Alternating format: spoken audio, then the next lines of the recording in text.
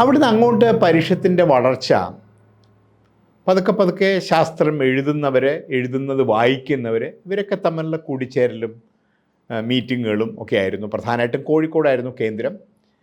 ഇത്തരത്തിലുള്ള താല്പര്യങ്ങളുള്ള കുറച്ച് ആൾക്കാരുണ്ടായിരുന്ന മറ്റ് ചില സ്ഥലങ്ങളിലും ഇത് വ്യാപിച്ചു. ഉദാഹരണമായിട്ട് തിരുവനന്തപുരത്ത് കോട്ടയ്ക്കൽ അന്ന് ആര്യവൈദ്യശാലയൊക്കെ ആയിട്ട് ബന്ധപ്പെട്ട് കുറച്ച് ആളുകൾ ശാസ്ത്രമൊക്കെ ആയിട്ട്. പിന്നെ മറ്റൊരു സ്ഥലം ഉണ്ടായിരുന്നത് ഷൊർണൂർ. അങ്ങനെ പ്രധാനപ്പെട്ട വലിയ പട്ടണങ്ങളിലല്ല, കൊച്ചു സ്ഥലങ്ങളിൽ എവിടെയൊക്കെ ഇത്തരം താല്പര്യങ്ങളുള്ള ആളുകളുണ്ടോ അവർ ഒരുമിച്ച് ചേർന്ന് ഇതൊക്കെ ശാസ്ത്രകാര്യങ്ങൾ ആലോചിക്കുക, എങ്ങനെയാണ് എഴുതുക എന്ന് ആലോചിക്കുക. ഈ ആലോചനകളിൽ നിന്ന് പതുക്കെ ഉണ്ടായി വന്ന ഒരാശയം ശാസ്ത്ര പ്രസിദ്ധീകരണങ്ങൾ. അന്നുണ്ടായിരുന്നൊരു പ്രശ്നം, നമ്മുടെ പ്രമുഖമായ വാരികകൾ മാസികകൾ പോലും ശാസ്ത്രലേഖനങ്ങൾക്ക് വലിയ പ്രാധാന്യമൊന്നും കൊടുത്തിരുന്നില്ല. പിന്നെ വല്ലപ്പോഴും എൻ വി കൃഷ്ണവാര്യർ മാത്രമാണ് അദ്ദേഹത്തിൻ്റെ സ്വതസിദ്ധമായ ചില പ്രത്യേകതകൾ കൊണ്ട് ശാസ്ത്രലേഖനങ്ങൾക്ക് വലിയ പ്രാധാന്യം നൽകിക്കൊണ്ട് മാതൃഭൂമി, പിന്നെ മംഗളോദയത്തിൽ വല്ലപ്പോഴും ചില ലേഖനങ്ങൾ വരും, ഇതൊക്കെ ഉണ്ടായിരുന്നുള്ളൂ. അല്ലാതെയുള്ള പത്രങ്ങളോ മാസികകളോ യാതൊരു പ്രാധാന്യം കൊടുത്തിരുന്നില്ല. അപ്പോൾ അതുകൊണ്ട് ശാസ്ത്ര സാഹിത്യ പരിഷത്തിൻ്റെ പ്രവർത്തകർ ആദ്യത്തെ സെക്രട്ടറി KG അടിയോടിയായിരുന്നു. ഡോക്ടർ K ഭാസ്കരൻ നായരായിരുന്നു ഒന്നാമത്തെ പ്രസിഡൻറ്റ്. അദ്ദേഹം അന്ന് തന്നെ ശാസ്ത്രം എഴുതി തുടങ്ങിയിട്ടുള്ള ആളാണ്. ഇവരൊക്കെ കൂടി പിന്നെ PT ഭാസ്കർ പണിക്കർ പോലെയുണ്ടായിരുന്നു. പലവട്ടം പ്രസാധകരോടൊക്കെ അഭ്യർത്ഥിച്ചു, ഞങ്ങളുടെ ലേഖനങ്ങൾ കൂടുതൽ പ്രസിദ്ധീകരിക്കണം, ഫോർമലായിട്ട് കത്തെഴുതി കൊടുക്കുകയൊക്കെ ചെയ്തു. പക്ഷെ വലിയ റെസ്പോൺസൊന്നും ഉണ്ടായിരുന്നില്ല, NVയുടെ ഭാഗത്തുനിന്നൊക്കെ ഉള്ളതൽ ഒഴിച്ച്.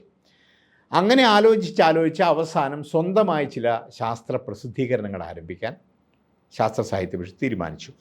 അങ്ങനെയാണ് 1969 ശാസ്ത്രഗതി എന്ന് പറയുന്ന മലയാളത്തിലെ ആദ്യത്തെ ശാസ്ത്രത്തിന് മാത്രമായിട്ടുള്ള പ്രസിദ്ധീകരണം അതായിരിക്കും. ശാസ്ത്ര പ്രസിദ്ധീകരണം ആരംഭിച്ചു. അധികം താമസിയാതെ തന്നെ 71-ലോ 72-ലോ ആയിട്ട് ശാസ്ത്ര കേരളം ആരംഭിച്ചു. അധികം താമസിയാതെ 2 കൊല്ലം കൂടി കഴിഞ്ഞപ്പോൾ യുറീക്ക എന്ന് പറയുന്നത്, അങ്ങനെ 3 പ്രസിദ്ധീകരണങ്ങൾ ആരംഭിച്ചു. അതോടൊപ്പം തന്നെ ചെറിയ തോതിൽ ശാസ്ത്രലേഖനങ്ങൾ പ്രസിദ്ധീകരിക്കാനുള്ള പ്രവർത്തനങ്ങൾ. ഇപ്പോൾ ശാസ്ത്രകാരന്മാർ ഒരുമിച്ച് ചേരുന്നു, ശാസ്ത്ര എഴുത്തുകാർ, അവരുടെ പ്രസിദ്ധീകരണങ്ങൾ കുറച്ചും കൂടെ സംഘടിതമായ രൂപത്തിലുണ്ടായി വരുന്നു.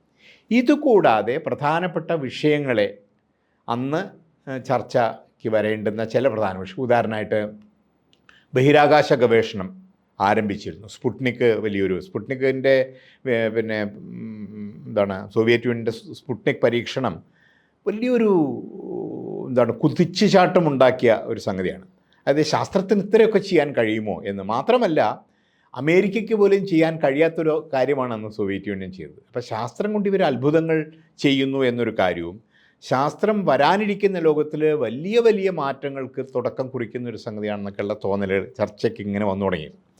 ഇന്ത്യയിലാണെങ്കിൽ നമ്മുടെ പഞ്ചവത്സര പദ്ധതിയുടെ ഭാഗമായിട്ട് കാർഷിക രംഗത്തും പിന്നെ വ്യാവസായ രംഗത്തൊക്കെ ശാസ്ത്രത്തിൻ്റെ പലതരത്തിലുള്ള സംഭാവനകൾ പ്രയോജനപ്പെടുത്താനുള്ള, അപ്പോൾ ഇതിനൊക്കെ ആയിട്ട് ബന്ധപ്പെടാതിരിക്കാൻ കഴിയില്ല. അപ്പോൾ നമ്മുടെ പിന്നെ മാസികകളിൽ പ്രതിഫലിച്ചു.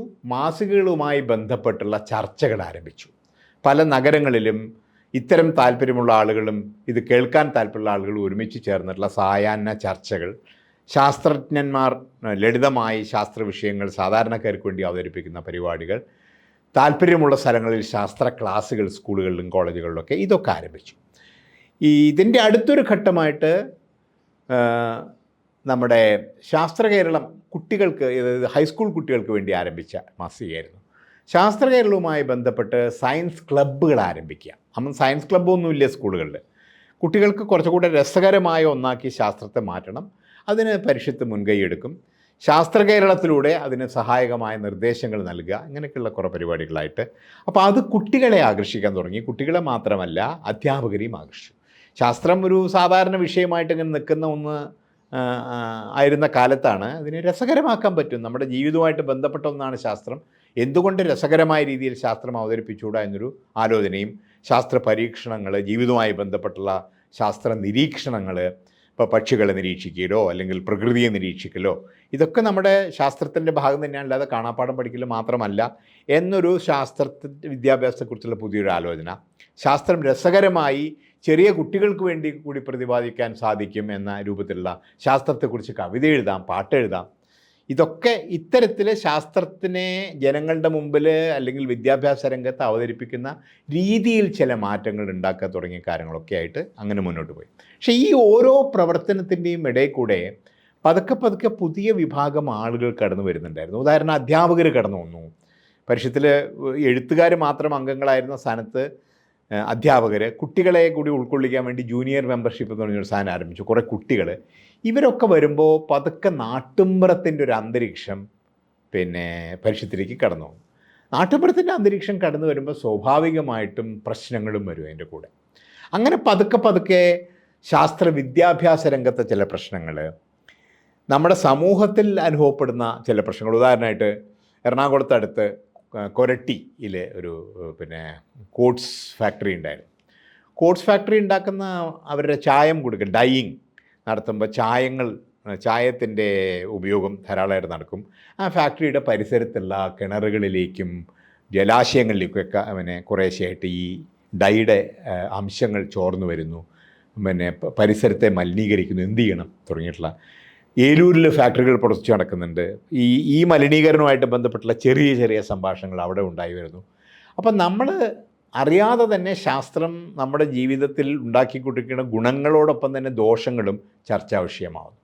അങ്ങനെയാണ് പരിഷത്തിൻ്റെ താല്പര്യം പതുക്കെ പതുക്കെ കേവലമായ ശാസ്ത്ര വിഷയങ്ങളെക്കുറിച്ചുള്ള സംഭാഷണം എന്നതിനപ്പുറത്തേക്ക് ശാസ്ത്രം സമൂഹത്തിൽ എങ്ങനെ പ്രവർത്തിക്കുന്നു, ശാസ്ത്രം എങ്ങനെ ഗുണം ചെയ്യുന്നു, എങ്ങനെ ദോഷം ചെയ്യുന്നു, ശാസ്ത്രം എങ്ങനെയാണ് കൂടുതൽ ഫലപ്രദമായിട്ട് പ്രയോജനപ്പെടുത്തുക തുടങ്ങിയുള്ള കാര്യങ്ങളെക്കുറിച്ചുള്ള ആലോചനയിലേക്ക് നീങ്ങുന്നത്. അങ്ങനെയാണ് എഴുത്തുകാരുടെ സംഘടന എന്നതിൽ നിന്ന് പതുക്കെ പതുക്കെ ശാസ്ത്രം സമൂഹത്തിൽ എത്തിക്കുന്ന സയൻസ് കമ്മ്യൂണിക്കേറ്റേഴ്സിൻ്റെ ഒരു സംഘടനയായിട്ടും, പിന്നീട് ശാസ്ത്രത്തെ സമൂഹത്തിൽ മാറ്റങ്ങൾക്ക് വേണ്ടി പ്രയോജനപ്പെടുത്താൻ കഴിയുന്ന ഒരു ഘടകമാക്കി, സമൂഹത്തെ മനസ്സിലാക്കാനും മാറ്റാനുമൊക്കെയുള്ളൊരു പ്രധാനപ്പെട്ട ഘടകമായി ശാസ്ത്രത്തെ മാറ്റാൻ പറ്റുന്നുള്ളൊരു സംഗതി. അങ്ങനെയാണ് ഒരു ജനകീയ ശാസ്ത്ര പ്രസ്ഥാനം എന്ന രൂപത്തിലേക്ക് പതുക്കെ പതുക്കെ സംഭവിക്കുന്നത്.